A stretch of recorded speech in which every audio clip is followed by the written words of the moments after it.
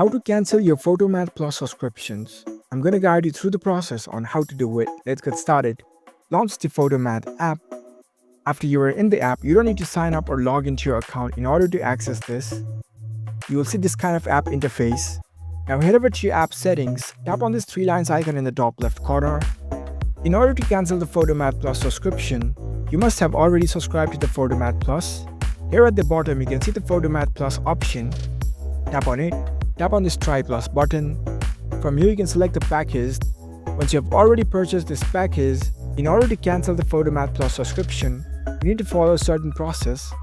For example, if you go to the Help Center and head over to this PhotoMath Plus section, it has given you the ways to cancel the PhotoMath Plus subscription. So tap on this. So there are a step-by-step process to cancel the PhotoMath Plus subscriptions in your Android phone or your iPhone. So you can select accordingly, and here are different steps that you need to follow.